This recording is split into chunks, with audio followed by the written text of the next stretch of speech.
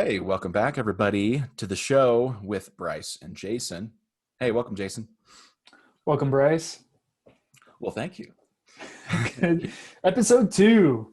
So, too, here we are again, talking about debt, talking about finances, talking about purpose in life, what you're wanting to do with life. That sounds Yeah. amazing. Yeah, we're going to get to that point, but I think our topic of discussion today, tonight, whenever you're listening to this, morning, midnight, whatever, good debt versus bad debt. Is there such thing as a good debt? Is there such thing as bad debt? Is debt just debt? Are we all Dave Ramsey followers and all debt is bad debt? Or are we follow the path of Mr. Robert Kiyosaki saying there's good debt and bad debt? Oh, boy. So talk to me, Bryce. When like 18 years old, what was your perception of debt? Oh, baby. 18. All right, so I was like a senior. I was like a senior in high school. And my idea of debt. So I don't know if I actually knew what debt was really about. I remember every week my mom got, we didn't make a whole lot of money, but my mom got about $150 check to get groceries on that week. And I'm one of 8 kids. I think at that point, the top 3 kids had been out of the home by then. But of course, an 18-year-old young man eats quite a bit, and so I probably ate half that budget. And you know, it's I'm really amazed at all the different things that she did. So my idea, maybe not debt, learning what debt was, but I definitely learned that money was scarce, and I did have a kind of scarce mindset when it comes to money. Um, I guess that doesn't necessarily answer the question of debt, but there is also such things as what you think about debt and the mindset that you have about debt, about money, and maybe we can tackle a couple of those things tonight. Yeah, for me, when I was 18, my parents were very, very frugal with their spending. And so I was always under the mindset that all debt is bad debt Hmm. growing up. And, probably in the same boat as you, I didn't really have a good understanding of my financial intelligence. I would say was very low. My financial IQ, whatever you want to call it, was pretty low around debt, income, expenses, cash flow, um, mortgage, insurance, all that type of stuff. It was, I don't really know any of it. And of course, you never learn that stuff in school, right? Nope, they don't teach in school. Yeah. So, but that's what you have to deal with in life um, for the rest of your life. You have to learn how to do that. And then, and then I learned that there could be good debt and bad debt. Oh yeah, Whereas, completely. And yeah, I did. When is it that you read the book Rich Dad Poor Dad? I've never really read it all the way through. But you know what it says, huh? I've listened to it. I've listened to it all the way through, but Oh, okay, I've okay. actually read probably like 3/4 of the way through. And so the first time I listened to it was maybe 5 years ago. Hmm. Yeah, 4 or 5 years ago. And then I actually have a copy on my bookshelf right up there There it somewhere. is. All the Um, knowledge. and I just started reading that this year, I think. I just pick it up. I haven't Just read like the whole thing straight through. I just picked it up and started reading through. beautiful. Yeah. So there's kind of two schools of thought here on debt being maybe the Dave Ramsey way, where all debt is just bad. All debt's bad, bad, bad, bad, super bad.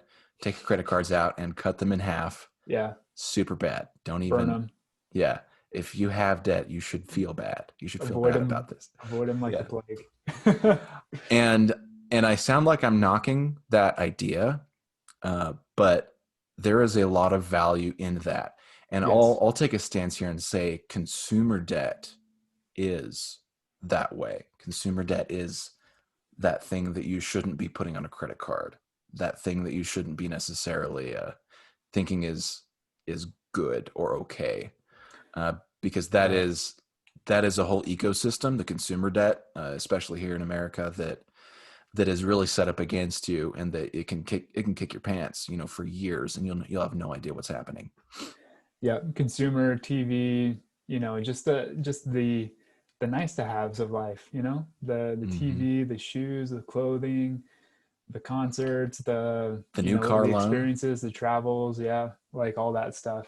Like yeah, the nice car and all that. Um, it makes you feel good. It's very seductive, and it's very luring, especially when you're like, oh, there's probably some room on my credit card that I can pay for that. Right. Right.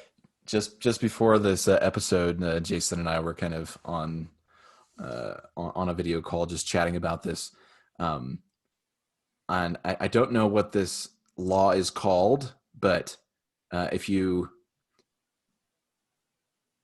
water runs downhill, like it doesn't go uphill, it goes downhill because that's where it wants to go. That's where it wants to be. It wants to run down the hill. You don't really see rivers going uphill. And if Isn't you that the law of gravity? maybe it is just the law of gravity. I'm thinking there is some other phrase that goes along with it, but it's escaping me right now. We'll go with that. We'll go with the law of gravity. All right. Now, Pretty if sure it's the law of gravity. sure, sure. Now, if Sorry, your interrupt it off. money, no, you're fine. You're fine. Just taking my thunder, Jason. Sorry. If your money, in this case, if it's water flowing in a stream or a river, it wants to go. It wants to flow. It doesn't just want to sit there. It wants to, if it's going downhill, it wants to go downhill. And so if you have money, usually it wants to be spent. If you're holding money in your pocket and you're out and there's an ice cream shop across the place, you're way more likely to take that money out and give it, because that is what it's for. It's meant for transactions, to transact. And so we were talking about how credit cards in particular, credit cards being the majority of debt that I have, and debt that Jason has, stuff that we're going to, bring out the swords and go all ninja on it, because we're done with it. Hmm. And specifically, uh, I mean, a lot of that is consumer debt. Consumer debt. Some of that, I will say, was business debt, that I just didn't get around to paying off in the business things. So that wasn't a good setup for business plan. But I will make a case, and this is Robert Kiyosaki's case, that business debt can be good debt. Yeah, totally agree with that statement. It just depends on how you like you can acquire debt to go into business. A lot of businesses do that, and but you have to have a plan, and you have to be willing to execute that plan. And for a lot of people, whether it is consumer debt or business debt or whatever, uh, entrepreneurs will go out and they'll buy these online courses or other information out there to be able to upgrade their mindset. And they say that the best investment that you can do is to yourself. And that's true that's a very valid point, but it also can be a trap, because if you keep investing in yourself and you don't make a plan in order to pay off those debts, then that's where you get trapped. So I think Mm-hmm. the big takeaway is, no matter what type of debt you can you take on, there needs to be a plan. So for example, like from a consumer side, say you want to take advantage of the like the 0% bone interest. 0% interest. Yeah, you want to take advantage of that, or just like travel miles on a new card. Like Mm-hmm. first spend the first $2,000 in the next 3 months, and you get 25,000 points, which really translates to you spend 2,000 bucks and you get 250 back. Sure. That's basically in a nutshell most of those programs. If you want to do that, make sure you have a plan to pay it off. If you Yep. know that you spend $2,000 just from your normal day expenses within 3 months, shoot, go for it. You know you're going to pay it off, because that's what you continually do. Or if you have I mean, if you're planning on, buying a new mattress with that to get to qualify for that program, and you have the cash already in your checking account to be able to pay that off, might as well take advantage of it. That's an extra $250 a month, and you didn't have to incur any debt for it. So there's ways to take advantage of those things. Just the biggest takeaway is you have to have a plan to be able to pay off any debt that you take on. Oh, so true, so true. And I mean, when Jason and I took out some of these credit cards, um, the plan was, and we talked about this before, the plan was kind of, oh, I can pay it off. That's 12 months away, that's a year away, easy. Yep. And that's kind of where they get you. They're like, we're planning on these people not making a plan, and not just making a plan, but also making a plan and sticking with it. I know some incredible travel rewards bloggers that will blog about how they're paying for all their vacations based on just these rewards. And it truly is amazing. And they are very disciplined to pull it off. Yes. And you kind of have to know yourself, and um, and just know that this is a system that is stacked against you. It is relying on your human emotion to allow money to flow out of your pockets. And so be aware when those things are happening. And if they are, then pull back the reins a little bit and make a different plan so that you're not continually indebted to a bank or to a company that always has their finger on you. You really don't want that. And essentially that translates to time for you doing something to get money to pay them back. And I don't know if anybody really loves that cycle. It can be quite strenuous to always be just working for somebody else. Eventually you kind of want to be working for your own stuff, your own Mm-hmm. investments. Yep. And yeah, that's my thoughts there.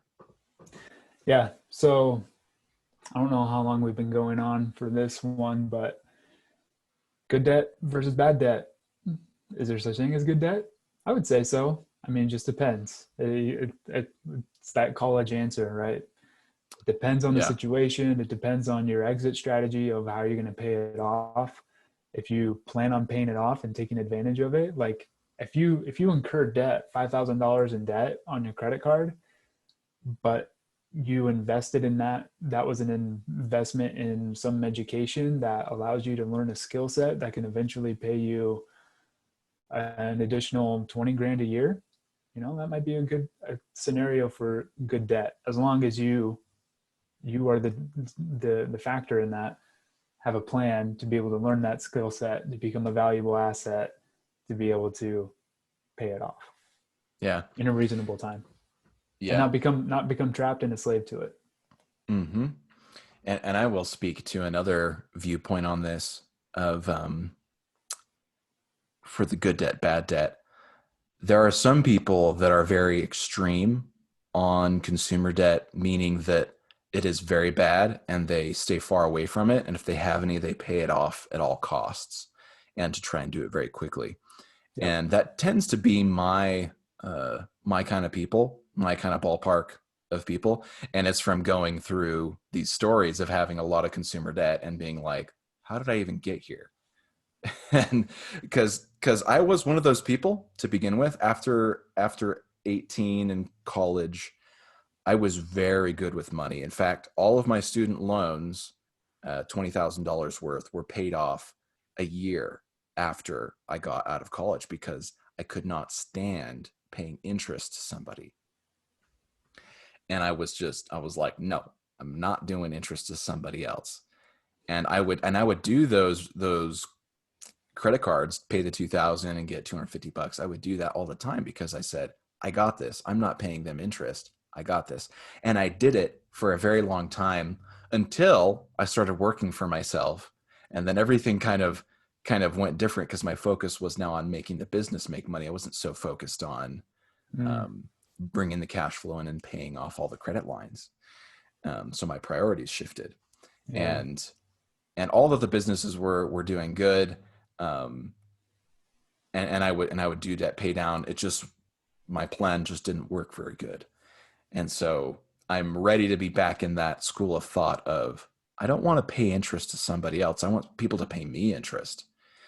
And so my brother is a really good example to me for this, because he said, I'm done with consumer debt. And he gave me a phone call today and he said, hey, Bryce, I'm done with consumer debt.